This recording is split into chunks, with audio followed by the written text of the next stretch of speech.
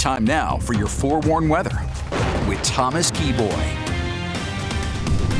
Good morning, Utah. Happy Thursday or happy Friday Eve. Yesterday was a busy day across the Beehive State. Showers and thunderstorms got going in southwestern Utah and found their way all the way through the Beehive State, more or less to the Utah-Idaho state line, and dropped some very impressive rain totals. In West Valley City, we picked up over 2.5 inches of rain, 1.31 at Salt Lake City International Airport. It was the wettest day in 6 years yesterday in Salt Lake City, and more than doubled our monthly average in the month of August. Meanwhile, Kaysville 1.41, Eagle Mountain 1.39, Duchesne 0.73, while St. George picked up just shy of half an inch of rain. So we saw healthy rain totals up and down the Beehive State.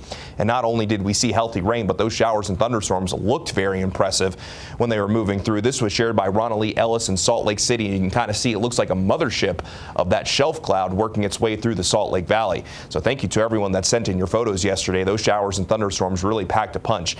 Out there this morning, especially in southern Utah, things are a lot calmer. Currently sitting at 69 degrees in St. George, a beautiful sunrise underway. Most of us this morning waking up with temperatures in the 50s and 60s out there, but we're not done with the wet weather just yet.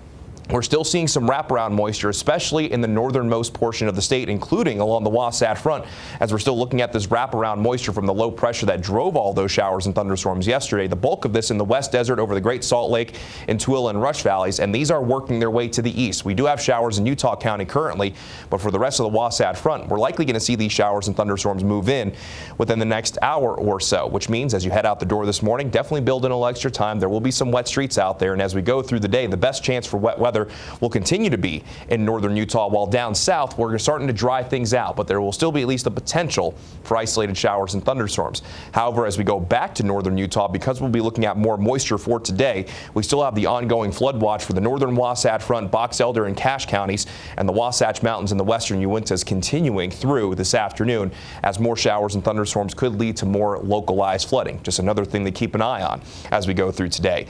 So let's go ahead and begin the Futurecast at 7 o'clock this morning. The Futurecast is underdoing it, but what it does show is that throughout the news, at least the next couple of hours, we'll still be holding on to the chance for those scattered showers and thunderstorms. Maybe a little bit of a break for our midday, but then things ramp right back up heading into this afternoon. Now, during the early afternoon, it looks like south central Utah will be that best chance, mainly favoring the high terrain, before we could see another round of those showers and thunderstorms find their way back to the Wasatch Front and just northern Utah in general from late this afternoon into this evening. So not everybody will find wet weather, but there could be some spots today that do see multiple rounds. Both of those are in the cards. If you do have those outdoor plans, just keep your eyes to the sky just in case and stay weather aware. I think we calm things down heading into tonight, and then for our Friday, drier air continues to take hold, so just a few spotty showers, but most of us by tomorrow will be getting through the day on the dry side of things as we continue to dry things out heading into the beginning of the weekend. As for southern Utah, even though the chance for wet weather won't be quite as high today across the Mighty Five and for our southern Utah recreation areas, flash flooding still remains at least a possibility. So another one of those days you might want to just hold off on those backcountry hikes. Daytime highs coming in below our seasonal averages once again.